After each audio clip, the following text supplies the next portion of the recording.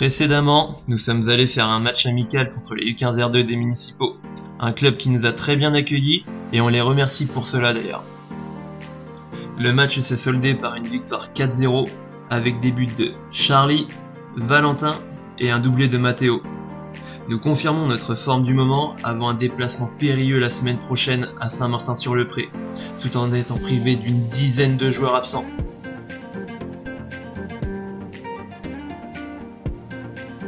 N'oubliez pas de vous abonner, de lâcher un like et un commentaire, tout en activant la cloche pour ne rien louper sur les prochains épisodes de la série.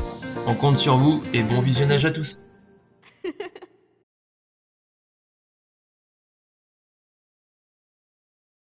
Du coup, je vais commencer par parler de nous. Donc la composition d'équipe. Beaucoup de changements par rapport à la semaine dernière et puis la semaine aussi. On intègre 4 joueurs U13.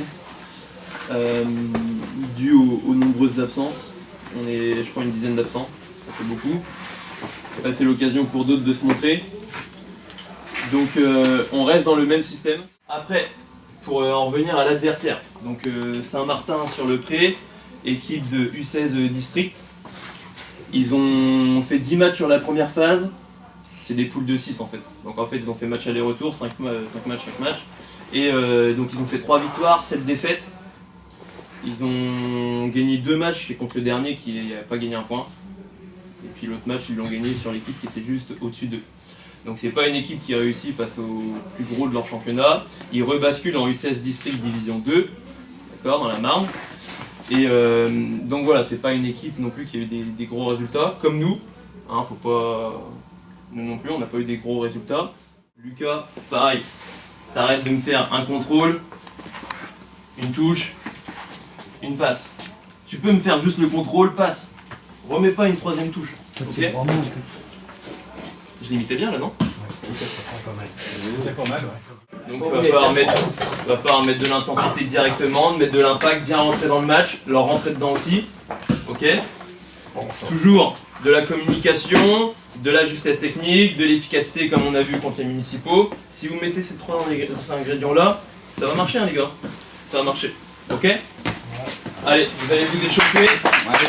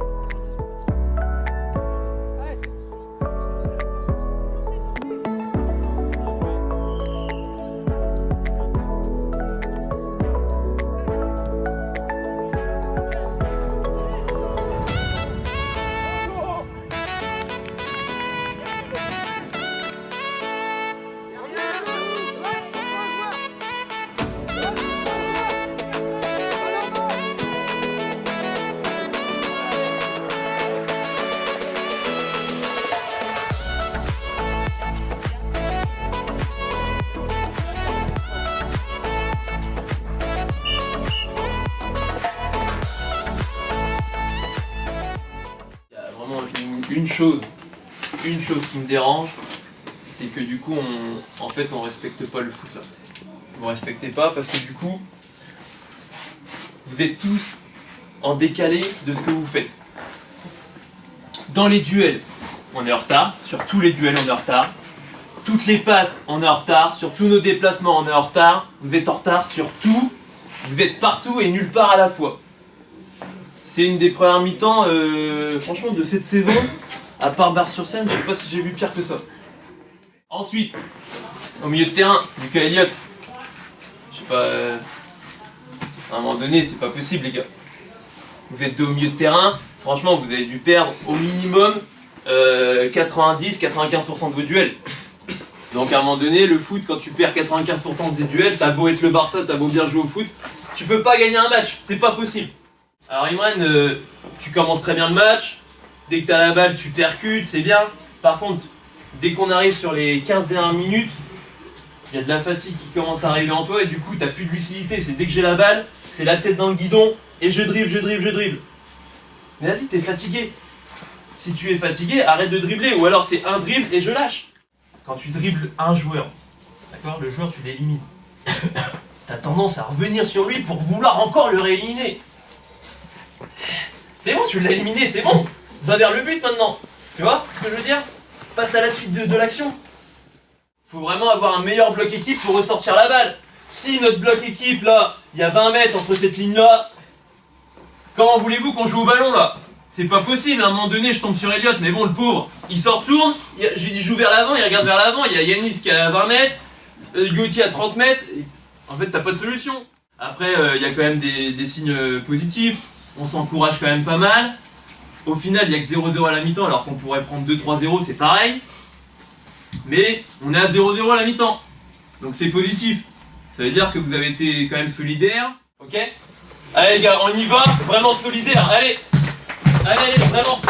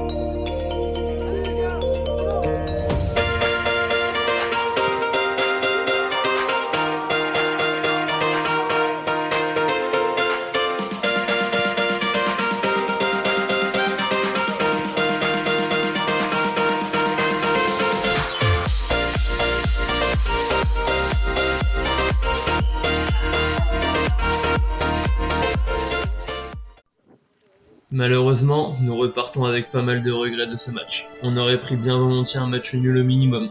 Nos nombreux absents nous auront donc porté préjudice sur le dénouement de cette rencontre. Ce n'est pas grave, il faudra se relancer dès la semaine prochaine dans le derby face à Romilly. Ce sera notre dernier match de prépa avant le début du championnat.